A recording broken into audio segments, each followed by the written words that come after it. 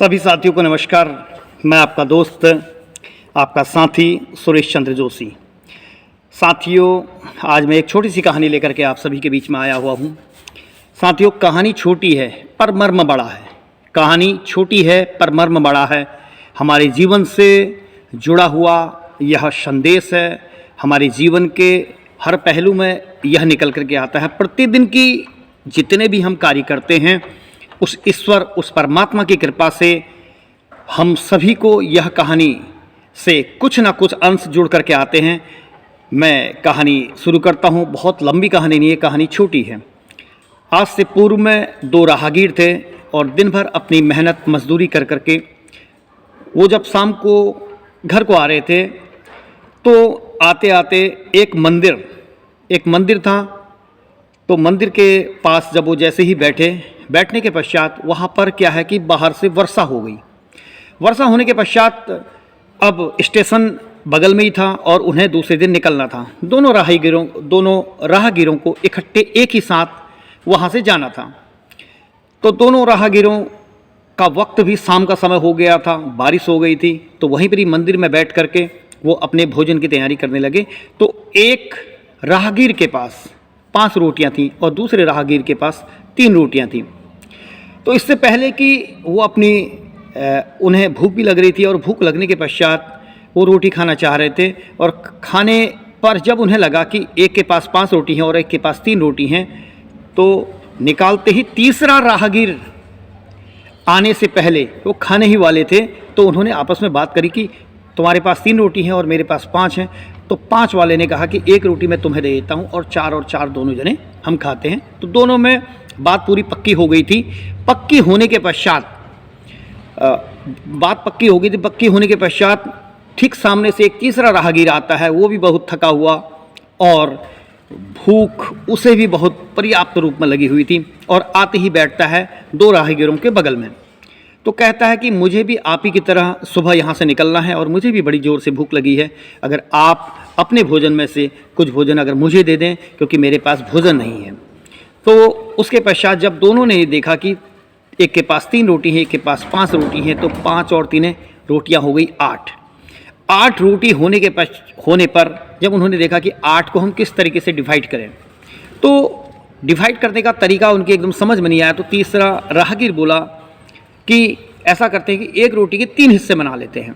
तो 8 3 24, तो 24 टुकड़े बन गए। 24 टुकड़े बनने पर 8 एक ने खा लिए, 8 एक ने खा लिए और 8 एक ने खा लिए। तीनों राहगीरों ने अपने पेट भरा और भरने के पश्चात जब रात्रि में सोए और सोने के पश्चात जब सुबह होती है, सुबह होने पर जब तीसरा राहगीर वहाँ से जाने की तैयारी करता है, तो जाते समय कुछ मुद्राएं वो दोनों को दे करके जाता है। दोनों में से एक को दे के जाता है कि दोनों में से एक को वो मुद्रा दे करके जाता है, 8 मुद्राएं दे करके जाता है। तो अब जब 8 मुद्राएं दे करके जाता है, तो जिसके पास 5 रोटियां थी उसके हाथ में वो मुद्राएं रखी जाती हैं। तो 8 अब वो जाने पर विदाई हो गई। विदाई होने के पश्चात जब आपस में वो बांटने की बारी आती है, तो राहगीर कहता है, जो पहले के राहगीर जो बैठे हुए थे, वो राहगीर ये कहता है कि 8 मुद्राएं हैं, 4 तुम रख लो, 4 मैं रख लेता हूँ। तो इतने में पहला वाला जिसके पास 3 रोटियां थी वो ये कहता है कि मेरे पास 3 रोटियां थी और मैंने 3 रोटियों में से ही बंटवारा करा, तो मुझे 4 मुद्राएं नहीं मिलनी चाहिए।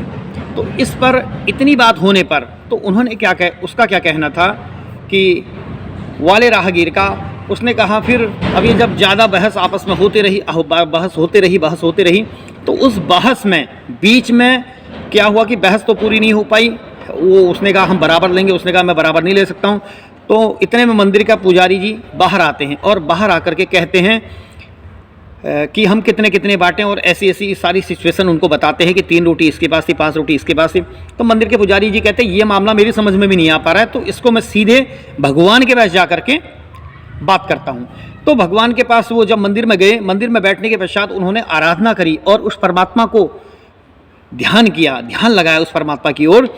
तो फिर बात क्या हुई आप समझिएगा जरूर, क्योंकि कहानी छोटी है, मर्म बहुत बड़ा है।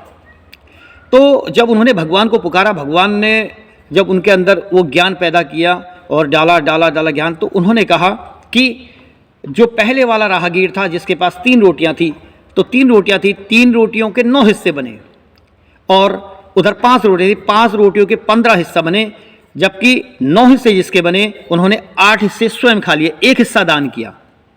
और जिसके पास 15 हिस्से थे, 15 हिस्से में उसने 7 हिस्से दान किए। तो दोनों को मुद्राओं में से जो 8 मुद्राएं थी, 7 मुद्राएं एक को भी दी जाएं और 1 मुद्राएं एक को दी जाएं। तो कहने का मतलब है साथियों, अब आप ये समझिए कि हमारे दिए हुए दान का एक एक कण वो परमात्मा की नज़रों में कहीं भी जाया नहीं जाता, उसकी नज़रों में साफ साफ साफ इंसाफ होता है। तो इस कहानी से हमें यह सीख मिलती है कि जीवन में हम कितना ही भी दान कर रहे हैं, हमारे बगल में कोई दूसरा साथी हमारा कितना ही भी दान कर रहे हैं, तो जो दिया जाता है परमात्मा उसका एक एक अंश के रूप में वापस हमारे पास वापस दिलवा देता है। तो उस ईश्वर का, इसीलिए मेरा कहने का तात्पर्य यह है कि हमें सत्य की राह पर चलना चाहिए, दान पुण्य करना चाहिए, और नियम अनुसार कभी कभी दान वो दिया जाता है साथियों, आप सभी को भी पता है, मैं अपने माध्यम से भी आपको बताना चाहता हूँ कि दान वो दिया जाता है कि देने के पश्चात हम उस बारे में जिक्र ही ना करें। पुनः मिलेंगे अगली नई वीडियो के साथ। आप सभी का पुनः नमस्कार, आभार और अभिनंदन। जय श्री